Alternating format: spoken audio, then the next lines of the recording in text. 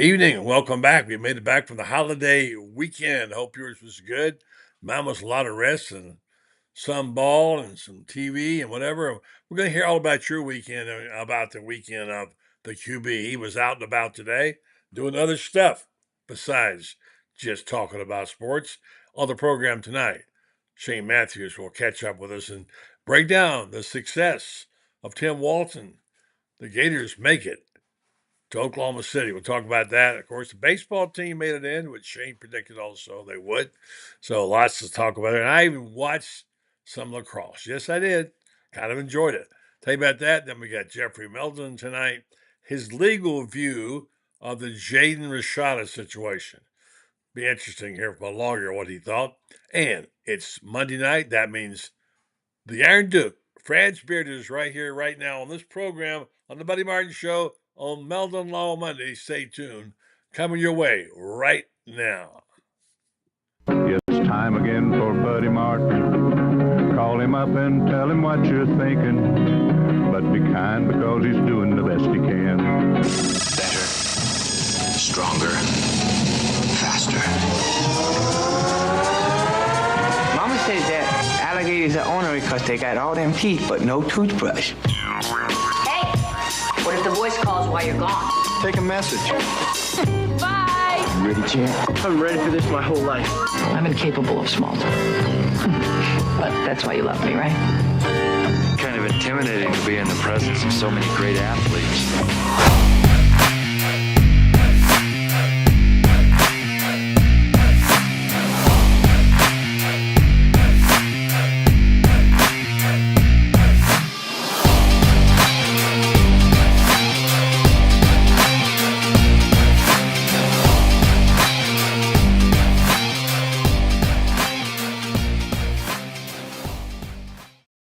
Program. I'm Buddy Martin. This is the Buddy Martin Show.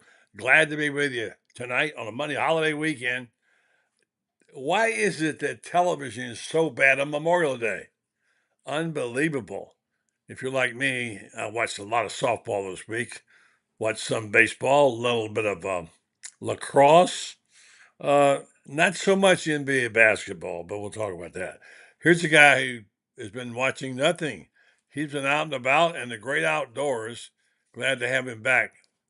He's the host of Pot Up with Matthews, a good buddy of the QB himself, Shane Matthews. Hello, Shane. How you doing? Good, buddy. How you doing? I'm a little bit kind of ticked off about the quality of television on Memorial Day. Well, I watched about 2 hours of golf, and boy, our golf team had it. They were in the top 8, last 3 holes. We bogeyed, and we will not defend our national title. But lost our 3 best players. Had an opportunity today.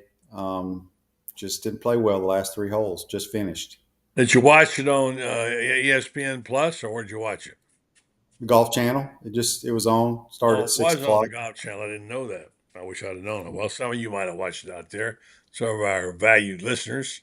Well, I mean, it kind of came to pass what you said would happen. And a little nervous time there. First of all, you just don't see Skylar Wallace kick away a ball like she did. That was amazing. That happened. But they lost the second game, had to get it delivered yesterday, and they did get it done. And thanks to the Mia Williams home run and some other stuff. So I'm telling you what, Baylor had a couple of ballers. What's that pitcher's name? Hoivig, what was her name? The big pitcher who hit 2 or 3 home runs. I don't know why they didn't walk her, because she was just hammering the ball. Yeah, I went to 2 out of the 3 games, and tremendous atmosphere there. It was great softball all weekend. So many game 3s. There was a few upsets. Tennessee getting upset by Alabama. Duke upset in Missouri. So every one of the series I think went 3 games except the OU, Florida State, and Oklahoma State, Arizona, I think. But it was look, Tim's team's outstanding. This is 12th trip in 20 years, and this team is very, very good. Texas was fortunate being the 1 seed to get by A&M. But Oklahoma they'll be the team to beat. We don't have to face them unless we go into the losers bracket. It's weird. Once you go in the losers bracket, you flip to the other side. Yes, you do. It's hard to get out of there. It's like jail. Yeah. So got Oklahoma State. We played them in a emergency put together last minute game this year here. Lost to them. Kenny Gajewski's a former longtime assistant of Tim Walton. And they'll be tough. But look, getting there is what it's all about, and anything can happen. Not a whole lot of margin for error there. Rothrock, that was a strange series for her. She was very dominant in the opening game. She got knocked out in the first inning when she came back in game 2, and then came back in game 3. So, and my gosh, she pitched 247 pitches. I mean, those women, they have iron arms, don't they? It's amazing how they can pitch. Yeah, I forgot what game I was watching the other night. Some girl had pitched 600 and something innings because the game had a couple games had gone into extra innings. So, yeah, Keegan struggled game 2. Didn't get anybody out.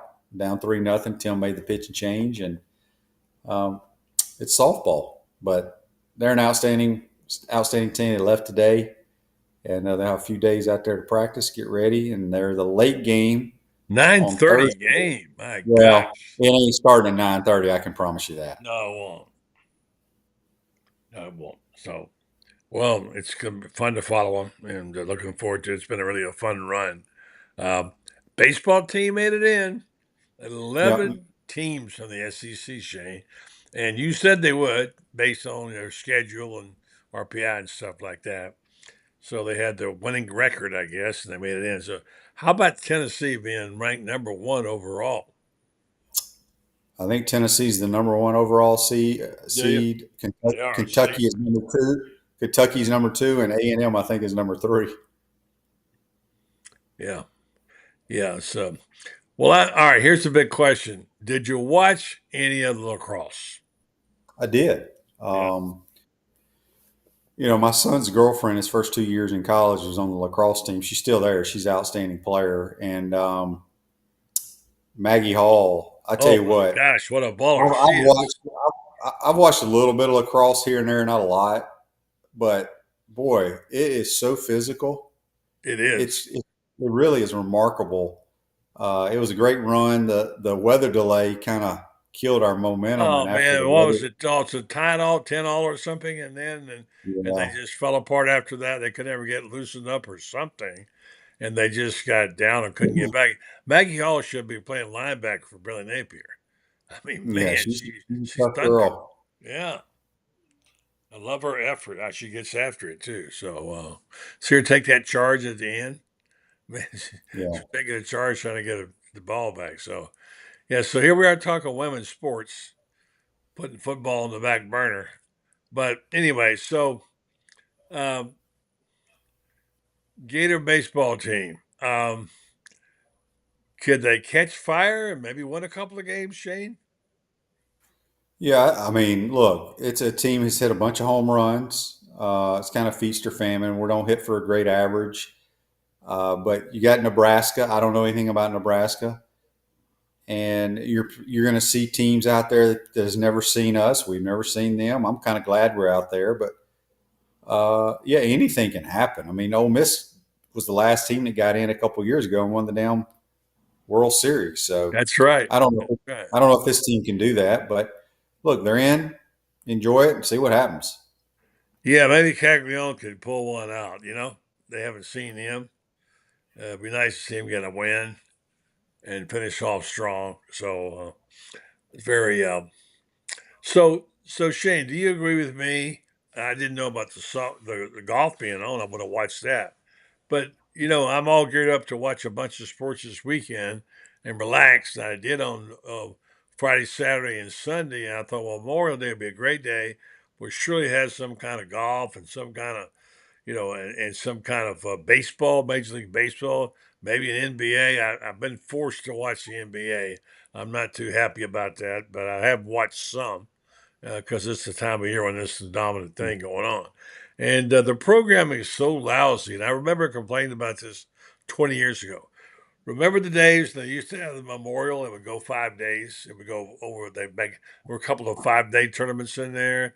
You always had something on Monday, in golf, but there's just been nothing on TV. And I guess the reason is the ratings are no good because people like you are out fishing, and people are on their boats and they go out. They don't sit in front of their TV. It's a family holiday weekend, I guess. I don't know, but it seems to me that they could do a whole lot better on that standpoint. Guys like me for complaining. Well, I mean, yeah, I guess you move the golf tournament, the PGA event started on Friday. Go Friday, Saturday, Sunday, Monday if you want to do that. But I watched a lot of the PGA event this weekend. Watched a ton of softball and went to a ton of softball games. I played golf. I fished. I did a lot. Had you seen that guy that won before? The guy that won by Davis 5 Riley? shots? Yeah. Yeah, he's an Alabama guy. Yeah, I'm trying to replace. I don't recall seeing him. He's won one other time. He's a good player. I mean, anybody's on the PGA Tour is good, but I think this is his second win on tour. It is. He held his lead pretty good. How about Scotty? You think he's going to get over the hump? He's. Did you see that video of the cop and all that stuff? And Get over what hump? Well, after the whole incident, he had the PGA. The whole Oh. thing was unnerving. Well, it was unnerving. It threw him off his rhythm. He did come back Yeah. and play a little better this week. Yeah, He's. he's only second, buddy. I know. He was second. He was good. My point is Yeah. they were so dominant, though. He was in a He'll zone be like right that. back. He'll be right back. Trust me. He had a Get, couple bad holes. But he had one or two bad holes, which Yeah. he normally doesn't have, where he'd been right in Right. it. Yeah, I don't know if he's playing in the Canadian Open this week or not, but should be a good golf tournament. yeah. I mean, this.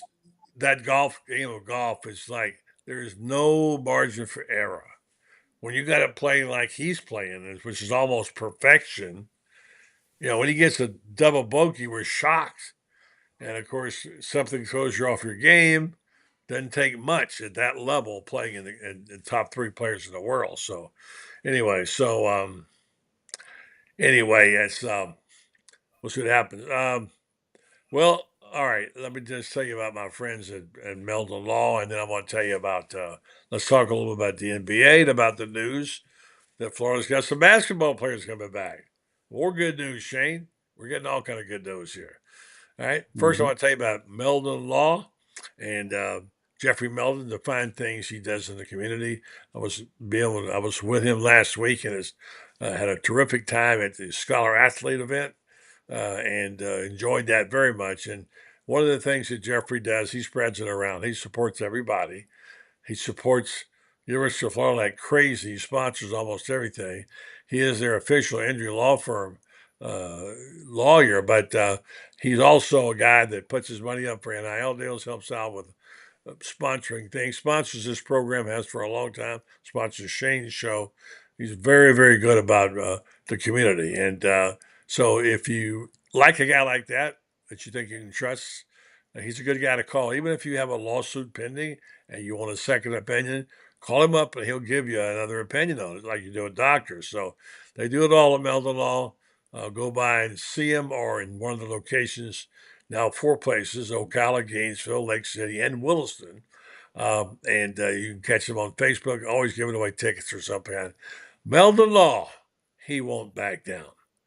Well, Shane, maybe the basketball team can put the pieces back together. Got some news that some of the guys are coming back.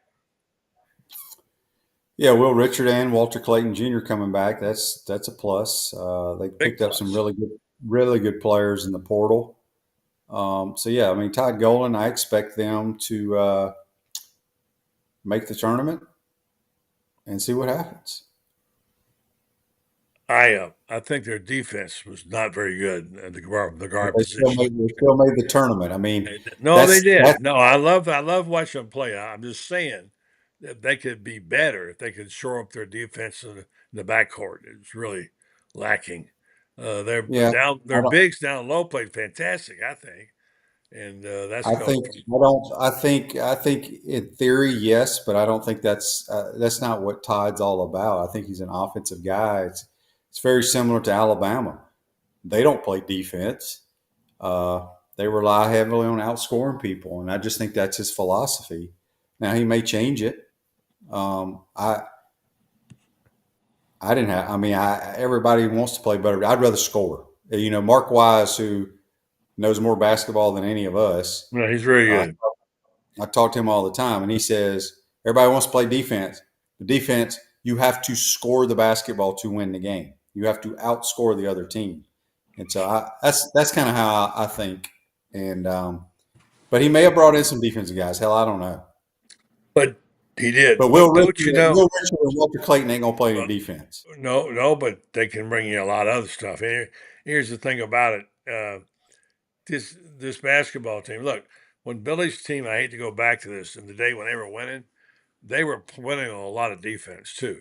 And they but he also had a bunch of NBA guys. I know, Shane. It's my point. They were winning, and they were winning on defense. They could you can fast break if you rebound. Now, one thing Florida has been really good on the offensive boards. I will say that. So I like the team. I like watching them. I like them when they play. I like their effort, and I'm looking forward to the team. I had a report out of Ocala last weekend that Todd Golden came down to Golden, Ocala. Get it? Golden, and had about 100 people, mostly former members of the Augie Griner Florida Gator Tip-Off Club, which I would like to see rejuvenated, which for so long raised so much money for Billy and other people. Had a great active club there.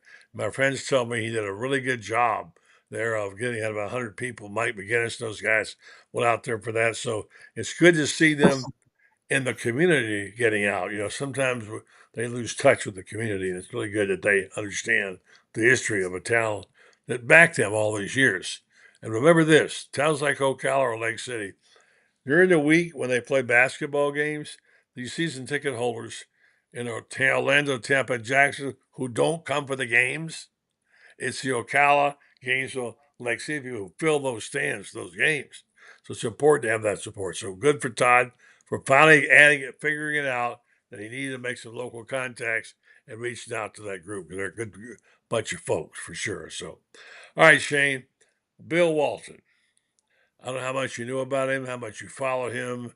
I listened all day long to people and tested. For those who didn't hear, I think most of you have. He died today at 71 after a battle with cancer. I knew a little bit about him. I never covered him. I saw him play basketball. I remember him very well at UCLA, of course, at Portland, and later with the Celtics. And for a number of years, he did talk radio in Denver, the morning show. Why, I don't know, but he did for a couple of years. I thought he was a great player and all that, but boy, the people who talked about him today, Shane, they were raving about this guy. Everybody raving about him. So what a great human being he was. What a great all the things he did behind the scenes for charity. That one of his coaches says, I never had coached a better player or never met a better person than Bill Walton.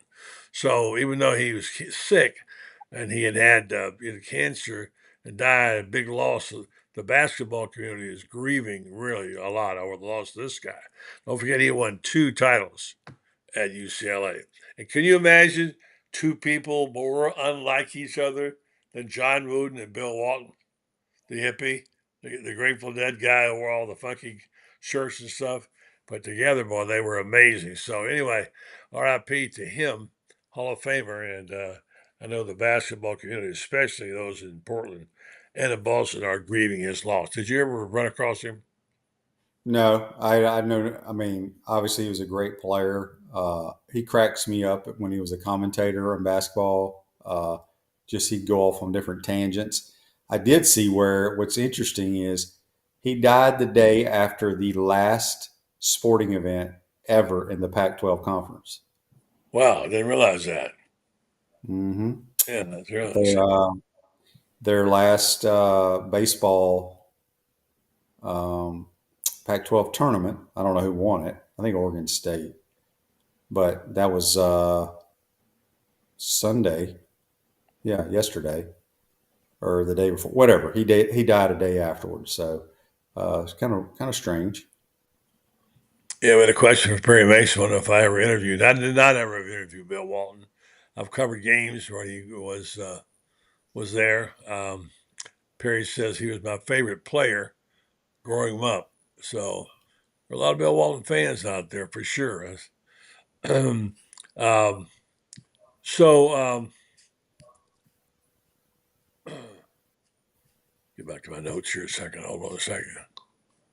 Oh, I wanted to mention I wrote a piece over the weekend on Norm Carlson and David Lamb. I don't think you ever knew David. Well, you knew Lamb. Oh, I knew David very well. Yeah. Yeah. He was one of my favorite media guys of all time. I called him Lamb Chops or Uncle Dave, and he was a piece of work, man. Yeah, I met David when he was in his 20s. I wrote about this. My background with these two guys who passed away, two big figures around Florida football, Norm Carlson and David Lamb. And I knew David since he was in his 20s. He was working in Rocky Mountain, North Carolina. And at that time, I was sports editor of Florida Today newspaper. And I offered him a job, and he almost took it. But he had taken a job, get this, at a small hockey league in the South as a PR guy, which he did for a while. But David, we all knew David. And then later on, when I went to Jacksonville, nobody cares about this, but it is historical. And I mentioned this to Frank Frangie earlier. We're talking about it. When I went there from Denver, I met with David and Jay Sullivan and Frank Frangie in a place called Scores and More in Jacksonville. And we outlined the idea for doing a sports talk show, which we wound up doing, a sports talk show with the four of us. We would rotate in and out. And that out of that show came the seeds for sports talk radio in Jacksonville. And as Frank said, David had a big role in that, and Jay Solomon did too. And so I did it for a year, and then I left. And they went on to become big stars, both of them. And David had quite the run. He had that cable show on Sunshine. Remember that at all? Mm-hmm. He did it for a long time. And then he led, he also had the record for the most consecutive speaking engagements for the Ocala Quarterback Club. I think we counted something like 42. He spoke to them every year. He was one of their favorites down there. So David Lamb, R.I.P. to him, was 78, and he had a good run. He was a great guy. Norm Carlson and I were friends. I emceed I wrote this on Gator Bay, his party, his retirement party. But more importantly, when I was a young buck taking a job in Nashville, going to Tennessee, and I got a call from a friend of mine who said they're going to hire a new sports information director at Florida, Ray Graves is, and they're looking for a new one, and you got a chance to get the job, buddy. They're looking at one other guy, and I said, well, I've already taken a job in Nashville. I said, well, stay put, because you could be the runner-up in this, and if anything goes wrong, you could be the SID at Florida. I was 26, I think, at the time, 25. So I said, well, what's the hurt? I waited around. So turns out that they'd already offered the job to Norm Carlson, very wise on their part.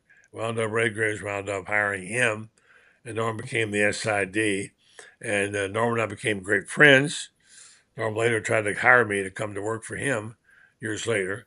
And he, of course, was a spectacular figure, because that was 64, 63. And the next year, a guy named Spurrier came to Florida to play football. We know how that turned out. What a complimentary thing those guys were. And he, of course, had a big part in Steve getting the Heisman Trophy. So R.I.P. to two denizens of the press box, David Lamb and my good friend Norm Carlson. It gets harder and harder, because every time I lose one, I lose a little piece of them with it. So when you get older, you'll understand that. Oh, I definitely understand it. No question about it. They were both outstanding folks, and they did a lot for my career. No question about it. Talk about that a little bit, because I want you to go back to the days of John Reeves. You mentioned it several times on this show. I don't think Coach likes you giving him too much credit because Coach Spurrier was one who picked you. But John Reeves had a big part in your success that spring, as I recall you telling me. And then, of course, then you got on the squad and you started playing. And then Norm had a big role in promoting you as I'm sure he might have helped you some on the SEC Player of the Year. I don't know. Talk about that back in the day. Well, I don't. I mean, I just Mr. C. I was always around him because he was the one that would come tell you, you got to do these interviews. I'm going to take you here, take you there. I have to go up to his office to teleconferences, things of that nature. So I was around him quite a bit. I don't know what he did from helping this or helping that, but I mean, he tried to help all his players. But he was, just a good man. And then, David Lamb, I knew David because he did the radio and worked over there in Jacksonville. I actually played a lot of golf with David, believe it or not, back in the day. And David played a bunch of golf. Yeah, I'd play at his golf course, Hidden Hills, and then played a lot with him. And I don't used to know who used to set up those trips at the White Oak Plantation, which is this extremely private place up in Yulee by the airport. It's an unbelievable golf course. Got all these exotic animals and caged. I don't know the whole backstory to that whole thing, but yeah, Lamb was he was a character. Now that man could drink some beer, tell some stories. He could do that for sure, and funny, and he suffered no fools. He would let you know how he thought about it, and good guy to be around. All right, as long as you're talking football this last couple of minutes, let's tee it up again and talk about how things are standing. We don't know much more about any news except the last information we got about the defensive lineman who got called going 150 miles an hour and is obviously in trouble. And otherwise, you don't want to see those names on the police blotter this time of year. So far, Billy's been pretty good in that respect. He hadn't had a lot of players in trouble. Do you think he's doing things differently? I don't know if he's doing anything different. I think he's more comfortable because he has the roster kind of where he wants it. Got a little more depth and has better players. I think they've done a pretty good job evaluating players to bring in here. Now you just got to go win games. And, I've said on your show, my show, I don't worry about the schedule. Just go beat Miami, and then let's worry about the rest. But on paper, it looks hard, but I'm going to be very disappointed or surprised if we don't start the season 5-0. You said that. You said that, and it's they're going to have Destin this week, the SEC media days up there, and you're going to start hearing some things coming out. And the drift I'm picking up on, there are a few people, I wouldn't call them jumping on the Florida bandwagon, but a lot of people are talking Florida up quite a bit. And to the point of saying, yeah, they can win 8 or 9 games. And these are not your average, everyday kind of Joes. These are guys, Cole Kublik and,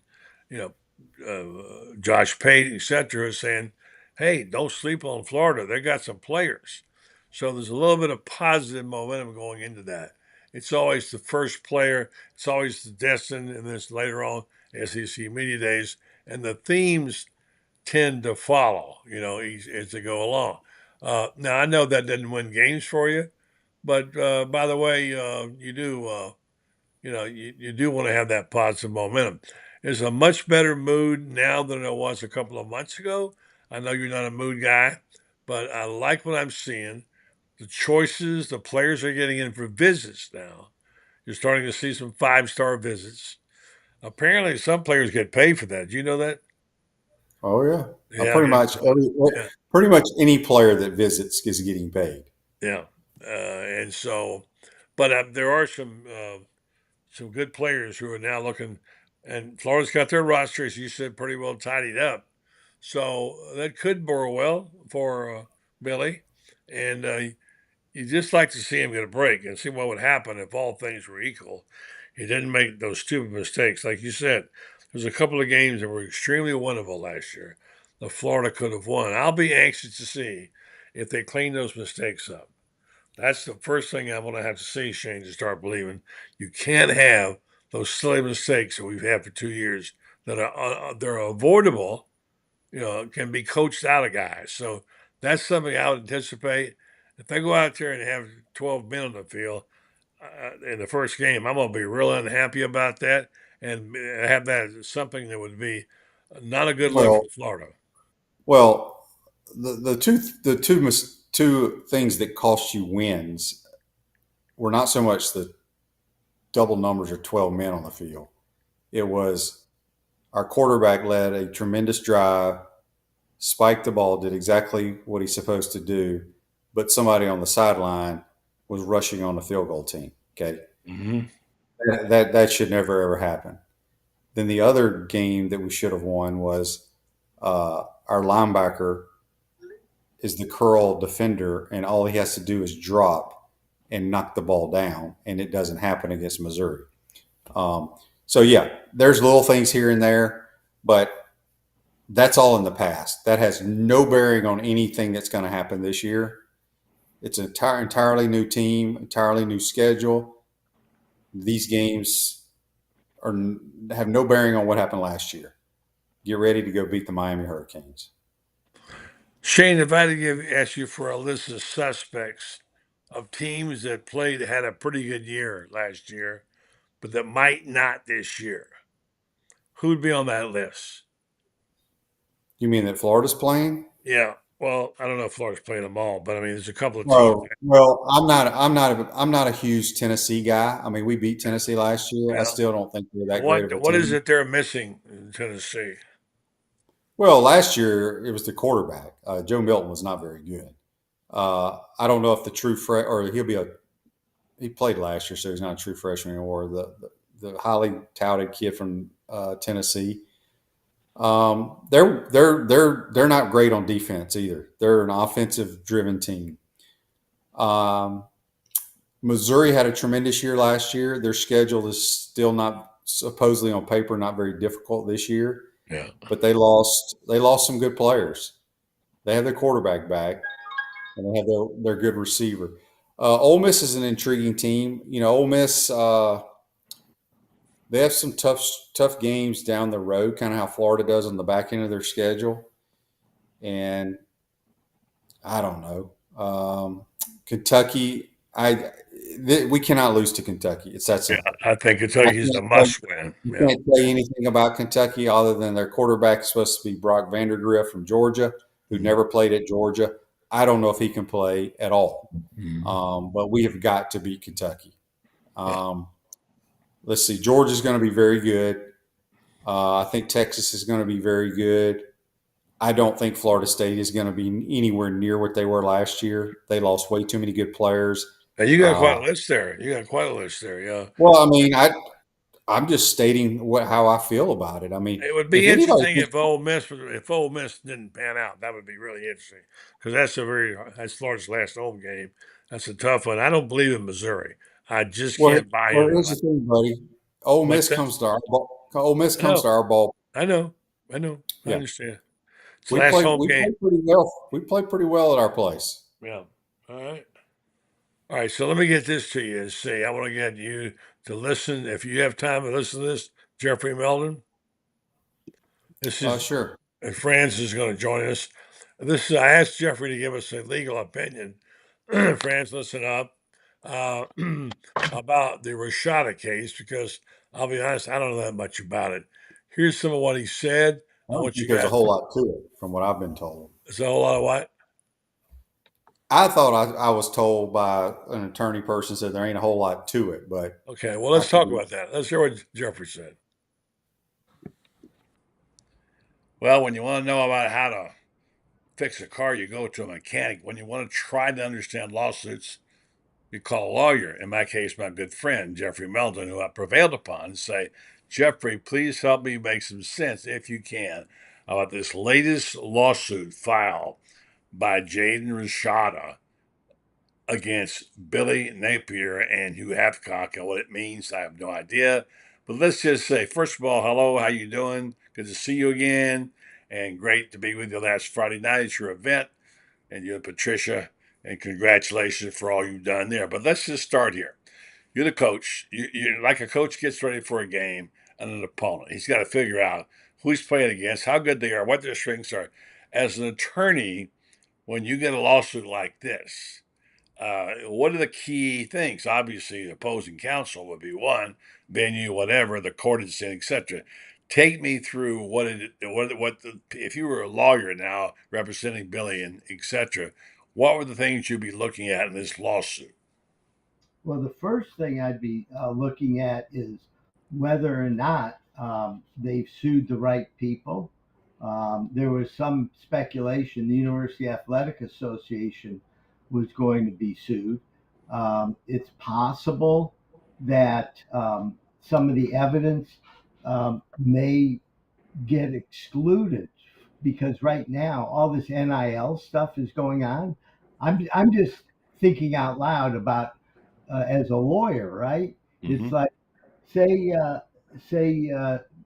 Napier, did something that is fine right now, but at the time there were no rules for it. Does that come into evidence as something that is illegal? Okay, if it's legal now, maybe it wasn't. That may have something to do with the timing of the lawsuit as well. Yeah. And I think that from a realistic standpoint, the lawyers involved have a lot of different, I guess I'd call them motives. Number one, they want to win for their clients, right? Number two, Rusty Harden, this lawyer, one of his jobs at his law firm is to bring in a bunch of new cases. So this case gets lots of publicity, and they bring in lots of other NIL cases, right? They may not be $30 million cases, but all his young lawyers get cases to work on. So no real incentive to want to resolve it at that point in time, right? Well, look, the lawyers can spin it to their clients in a bunch of different ways, right? The lawyer, may say, do you really want to settle this and only put $3 million in your pocket? And Rashada's family might think to themselves, $3 million right now. Yeah. The lawyer might say, when your potential is, you might get 10 or 12, and have generational wealth or whatever. Okay. That's not quite generational wealth nowadays, but still a lot different than 2 or 3 million. So I think that it's unlikely there's going to be a quick settlement. There could be. If both parties were interested in settling this case quickly, it could be. However, I predict they're going to want to dance around a lot. They're going to want to generate publicity. They're going to want a bunch of other NIL clients to come to their law firm and have them litigate their cases. And frankly, the laws are changing so rapidly. Just this week, of course, there's this huge NCAA settlement. And by the way, NIL is going to be alive and well even after that settlement, even after there's $20 million in the the Power Four conferences. They aren't doing away with NIL because they probably lose legally. Yeah. So now, the big dogs right now are the SEC number one and the Big Ten number two, and the rest of them. How do they compete with a $50 million budget? University of Florida has a $170 million budget. Ohio State's budget. Yeah. So, Yeah. You got it. Okay. Yeah. Sorry. Well, I wanted to get just. Wait, buddy. I got to say this. Okay. Ohio State's athletic budget is $280 million. Okay. Wow. Now, how do you compete with that if you're a school? Even Florida State in the ACC, they're going to be $50 million plus whatever else they can Yeah. raise. Yeah, that's a lot of money. There are 2 or 3 points I want to get to real quick on this because I know nothing about the law. I know nothing about how to go to get prepare for a lawsuit or a low. But the couple of points to me as a layman stick out. One, the timing of it. You can say whether Georgia colluded with Rashada or not. I don't know. The language we talked about this summer that Kirby Smart gave his blessings could be interpreted differently because what's he going to do? He can't stand in the way of the lawsuit, right? So therefore, it's a tantamount to giving his blessings. Did he or didn't he? But that certainly ramps up the rivalry a little bit more. That's for sure. The fact that he just believed he did. Secondly, it's in federal court. You told me as opposed which makes a difference. And thirdly, that he's filed a $10 million suit against Billy Napier. That I wonder if that was kind of oof moment for Billy because I don't think he saw that punch coming or that matters or not. Now, what happens to that suit, whether it gets settled, whatever, it is more than an annoyance, that's for sure. But it's not Armageddon, right? Is that how you size it up? Yes, absolutely. I agree with you 100%. Look, at first it's a pain in the ass, and then after a while, it's not on page one anymore. It's just not going to be that huge of a deal. Somebody made the point that the suit was filed in the slowest sports journalistic season of the year. Right? Yeah, no doubt. And That's obvious. Mm-hmm. So, look, I think that there was probably, there were definitely negotiations. Nobody says there weren't negotiations. I just think that there were no guardrails going on as far as what you could do with NIL. Yeah, who knew? I mean, the market and everything else, who knew what people were worth even, 13.8. Yeah. All right, there's a few thoughts from Jeffrey Meldon about the thing from the legal standpoint. Good evening, Franz Beard. All right, Shane, you've heard a lot. You said you thought there was nothing to do it. Your comments on that, and then we'll get Francis. I mean, I don't think there's much to it, quite honestly, because you've heard about the dad recording stuff. You can't record stuff apparently. I think that's against the law. I don't really know. In Florida, yeah. Yeah. Again, I don't think anything's going to happen about this.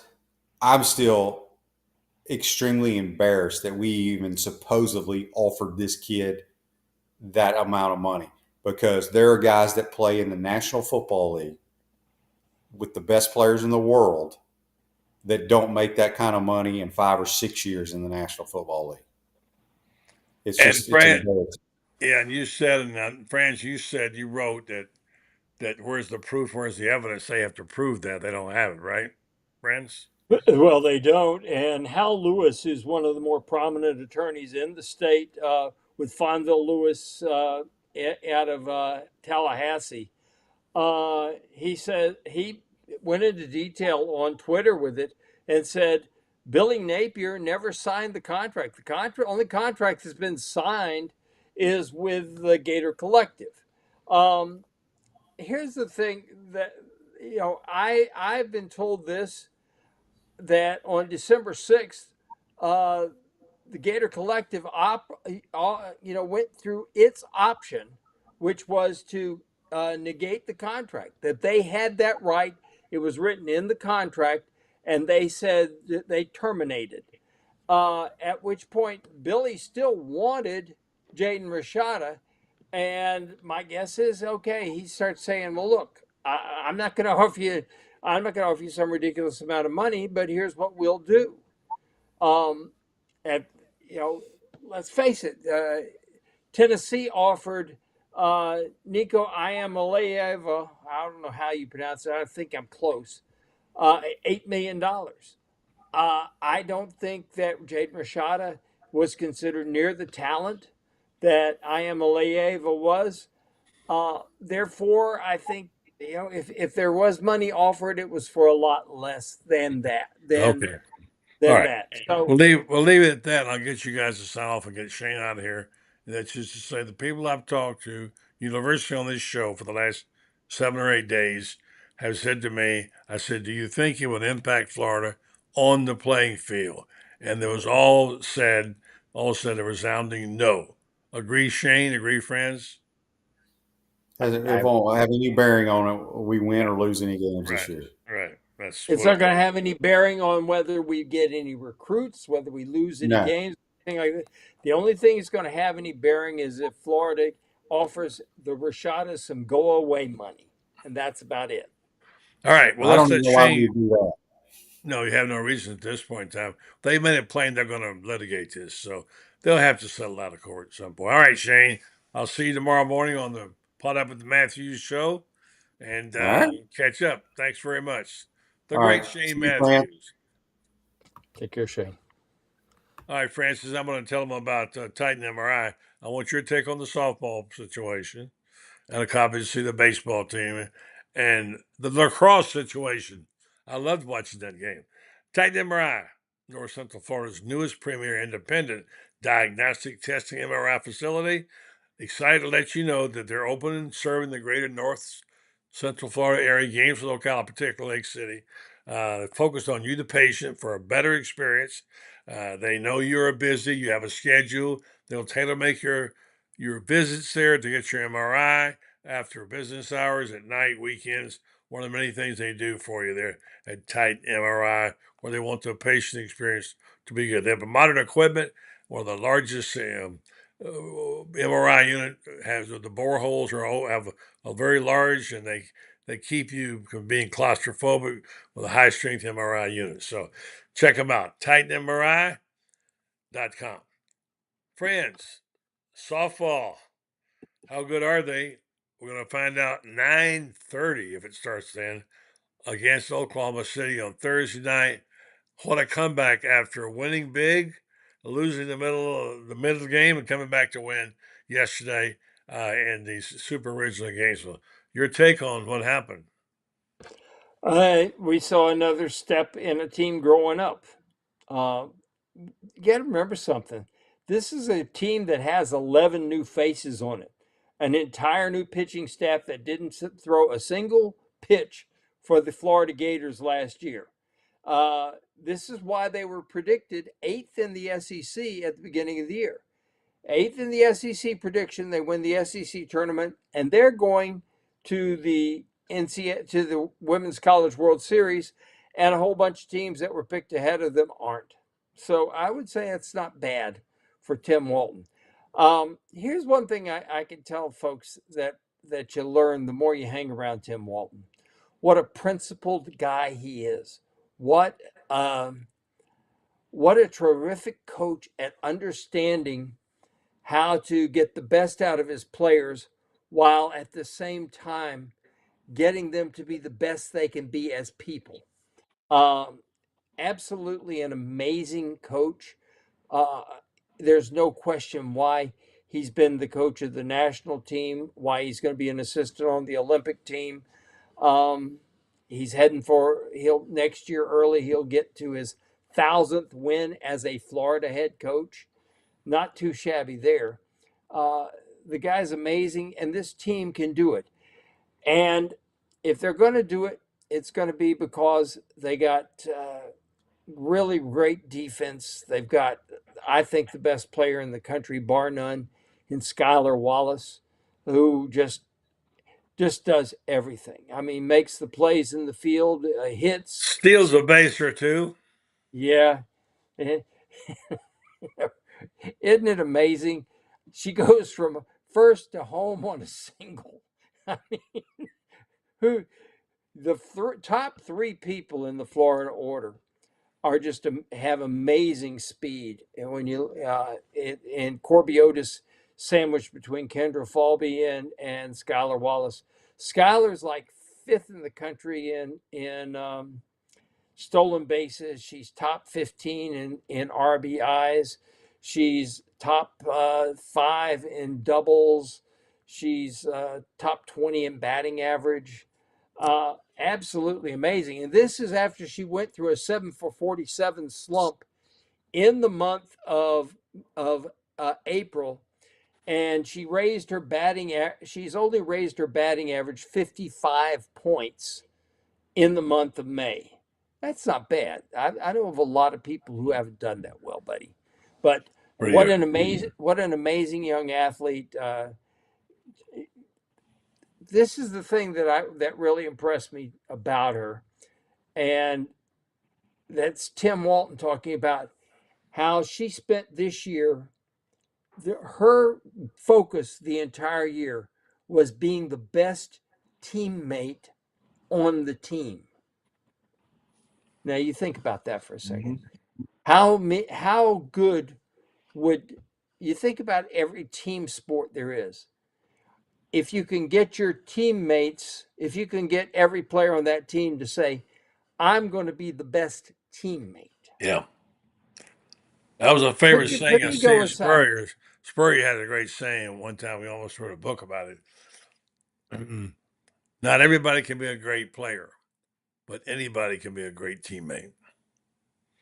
Well, that's exactly correct. And every team needs at least one like that. And it's better the more you have like that. I think Tim's done a good job of getting his entire team to focus in on being the best possible teammate. You used as a good example, buddy. And that's Emily Wilkie and Avery Gills. Both of them, for the most part, started for 3 years. And they took secondary roles this year. But in taking a secondary role, they did not take a secondary role as a teammate. They didn't pout, they didn't cry. Instead, they focused in on being the best possible teammate and doing what they needed to do to help the team be better. And as a result, the Gators are in Oklahoma City. There's a lot of teams that were predicted ahead of them, not just in the SEC, but other places that are sitting at home wondering why they aren't there. Okay, friends, we got a lot of basketball news. You wrote about it last week, but now the realization you got two players coming back. I was talking with Shane about it, how much better they might be now with the new players they got defensively.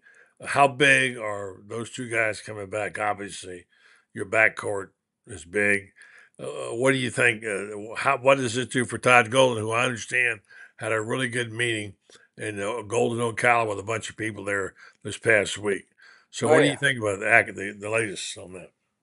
Well, I can tell you right now, he said last week that Walter and Will Richard were going to be coming back, and they, of course, announced that they are. But you got between the two of them guys that average nearly 30 points a game. And then you're throwing in Elijah Martin, who they picked up from Florida Atlantic, a guy that is Final Four experience and a proven scorer there. Now all of a sudden you're looking really good. And he just, while he was at Golden and Ocala, really, really sung the praises of Denzel Aberdeen. He says Denzel Aberdeen is going to be an impact player this year. They got a kid coming in from Orlando Christian Prep, Isaiah Brown, who, it's interesting. Todd says he was like a 150 top 150 recruit, and all of a sudden he signs with us and he's a top 100 recruit.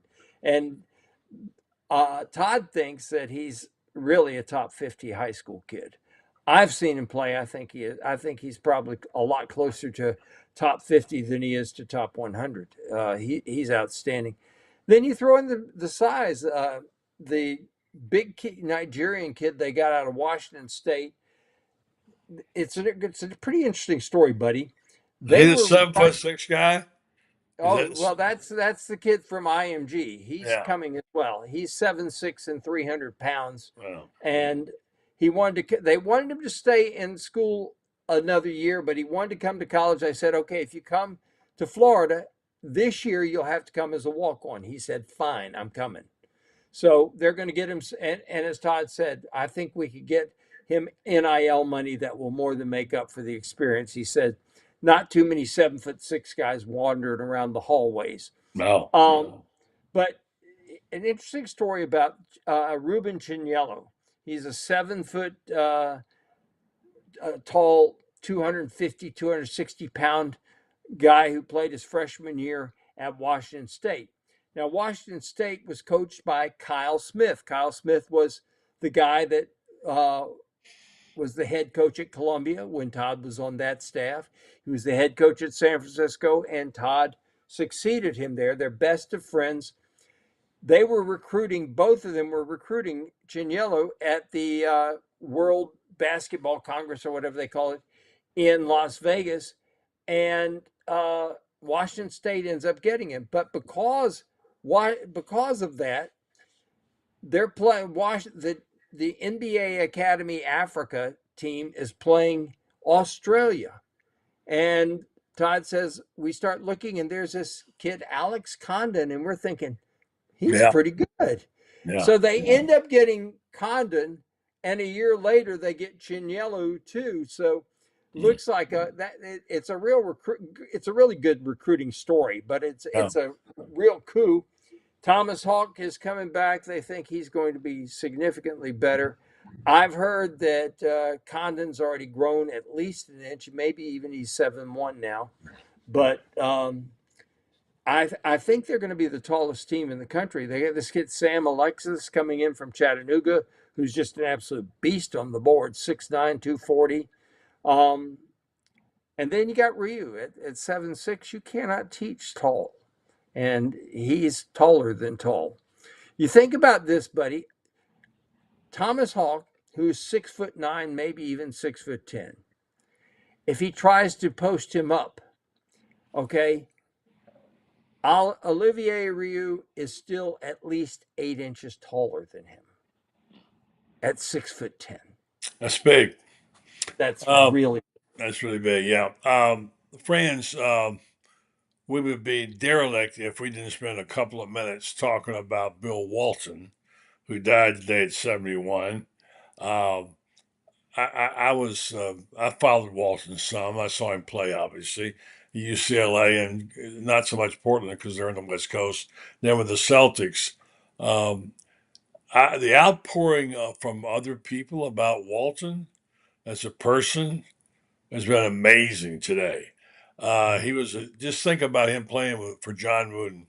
Never two more guys more opposite ends of the pole than those two guys. I mean, John Wooden was everything Bill Walton was, and vice versa. But what a time they had winning 2 national championships. That day at 71. Your thoughts about Bill Walton, one of the 50 greatest NBA players, and how the impact on the game of basketball? Well, I saw him. I was there at the Final Four in St. Louis when he goes 21 for 22 from the field in the to beat Memphis for the national championship. Next year, I'm there in Greensboro, and they lose in double overtime to North Carolina State, and that ended the string of 7 consecutive national championships. Walton was an amazing player. And you wonder how good he could have been had he been selfish. He was one of the most unselfish players I've ever seen. Truly embodied teamwork. Quick story I think is pretty good about Bill. Bill shows up, and between his sophomore and his junior year, he comes in and he shows up in Los Angeles at UCLA.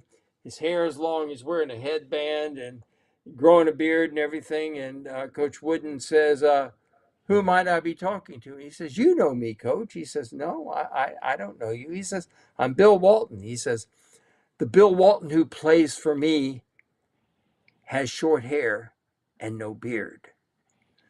And Walton got the message right quick that the Bill Walton that was going to be playing for John Wooden was going to get a haircut and get the beard shaved off. And he did. But great player. You wonder, here's a guy he said he was 6, he tried to tell everybody he was 6'11". He was closer to 7'2", but he thought that people would think he's a freak if he said he was over 7 feet tall. But he's 7'2", and he weighed 260 pounds. He looked skinny, and he was skinny, but 7'2", 260 pounds spread over 7'2" doesn't leave a lot of room for excess fat. So anyway, he's got size 14 feet. He needed a set of pontoons, and he had size 14 feet. And as a result, he had ankle problems and foot injuries that just plagued him his entire career. I think had he been able to play maybe with the good shoes they have now and the technology that's come along now, that I don't think he would have had near the problems with his ankles and his feet that he had then. I just like to think that what a career it might have been if, as it was a marvelous career. Um, I liked him as an announcer, even though he was quirky as he could be. You gotta be crazy telling stories. You leave the game and take it to a different stratosphere with the stories. Well, that was because Bill orbited in a different stratosphere. Exactly. And that's the thing about him is he was from to the day he died. Bill was his own man, Very much and so. and um, never compromised who he was, and a great player. And like I said, the thing that I always remember about him, one of the really great teammates of Yeah. all time. That Portland team that won the NBA championship, they were Mm-hmm. playing the Philadelphia 76ers, supposed to be the dream team out there because you've got Dr. J and you've got all these guys that are supposed to Yeah, be. Dr. J just raved about him today. Raved about him. Yeah. And what was amazing, the Sixers go up 2-zip. George McGinnis is on that team, and it's 2-0. Caldwell Jones, it's 2-0. The Sixers are ahead, and all of a sudden, here come the Trailblazers. And for 4 straight games, Walton would come down the court. And I don't know if you remember, he'd do this over his head as he's running down the court. And I think it was, I think it was, I can't remember who wrote it, but I remember Dan Jenkins commenting on it, and he said what that was Bill Walton's signal for the 76ers to self-destruct. I can't remember. Somebody else wrote it, but I remember hearing Dan Jenkins talk about it. Dan didn't talk too much basketball, No, he but he didn't. did. Yeah. But in a lot of ways, Dan Jenkins and Bill Walton were kindred spirits because talk about two guys that were totally untamed from the day they were born till the day they died. You're talking That's for about two of sure. them. Great Franz Beard. You can read him in Gator Bait, and he's on the program with us a couple times a week, on with Rob, usually on a couple times a week. He's everywhere. Be sure and subscribe to Gator Bait and read the best stuff you ever want to read on basketball and the best stuff on the Gator Beat. Franz Beard, doing it a long time. Thank you, buddy. Have a good weekend, all right? God Or a bless. good week. I'm sorry, not a good weekend. Yeah, well, the weekend isn't quite here I yet. know, right? Well, Not unless we're on speed. You figured out a way to put time on speed dial. There you go. If Exactly. you've, In the if you've future. done that, maybe it's possible. All right, Yeah, Francis. Thank you, buddy. Talk to you on Thursday. All right. The great Franz Beard. Appreciate him being there. Want to tell you about our friends who do so many things for us on this program. We're so grateful to have the good folks at Renstar Medical Research. You hear me talk about them all the time. They've been sponsoring this program for a long, long time. And they want you to know the importance of things like clinical trials, because clinical trials, when they come and test you in our geographical area, give them a better read on the proclivities they have on your health. And when they send off this data to companies to get better health care, this data goes into that whole thing. And clinical trials exist to bring new therapies into the public safely. This is a really important thing, and they appreciate you participating. If you would be so kind, go to their page, redstar.net, sign up for some of these trials they're going to have. They'll have a variety of trials. And if you get picked, you would be compensated for time and travel. And you also would get study-related medications and procedures at no cost to you or your insurance company. So I would encourage you, if you want to be a part of it, and that data goes off to help other people. So check them out. Go to renstar.net and find out about it. Renstar Medical Research, seeking tomorrow's answers for the health questions of today. I'm Buddy Martin. Thanks for listening and watching the program. Thanks to our guests, Shane Matthews, Franz Beard, and Jeffrey Meldon. Have a good night. Back tomorrow night, same time, same station, right here on the Buddy Martin Show.